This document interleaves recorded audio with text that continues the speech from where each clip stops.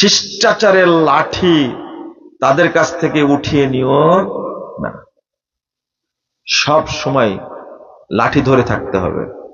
এই নির্দেশটা রাসূলের, কে বলেছেন? আল্লাহ বলে দিয়েছেন। আপনার সন্তানকে শিষ্টাচার শিখাতে হলে কি লাগবে? লাঠি। আর বর্তমান আধুনিক যুগের সবচেয়ে বড় শত্রু হলো লাঠি। স্কুলে লাঠি নিয়ে যাওয়া যাবে না। এতই আদর করে বাচ্চাটাকে, করতে করতে কখন যে বাদর হয়ে গেছে খেয়ালই করেনি, কোনো কথাই শুনে না।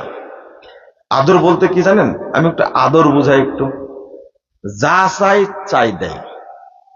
এখন যখন বড় হয়ে গেছে, মদ খাওয়ার টাকা চাই তাও দেয়, তাই না? মেয়ে রিলেশন করে অন্য আরো 10টা ছেলের সাথে, টাকা পয়সা খরচ হয় না, সেটাও দেয়। এক সময় যখন টাকা ভারী হয়ে গেছে, তখন বাপ টাকা বন্ধ করে দিছে।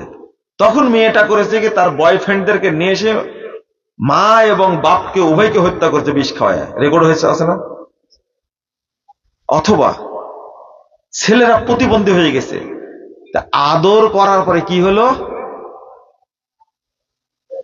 বান্দর হলো। আপনারা তো ভাষা বানর বলেন না, কি বলেন? না না, গ্রামের মানুষ না, বানর বলেন না, বান্দর বলেন। হ্যাঁ, দেখেন সবাই বলছে।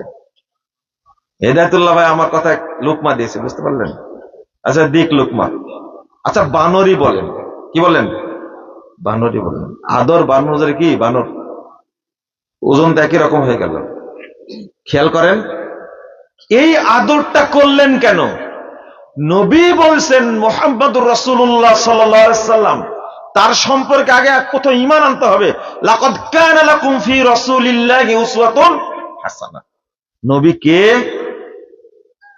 নবী হলেন পৃথিবীর ইতিহাসের সবচেয়ে শিষ্টাচারপূর্ণ ব্যক্তি। তার মধ্যে রয়েছে সবচেয়ে শ্রেষ্ঠ আদর্শ।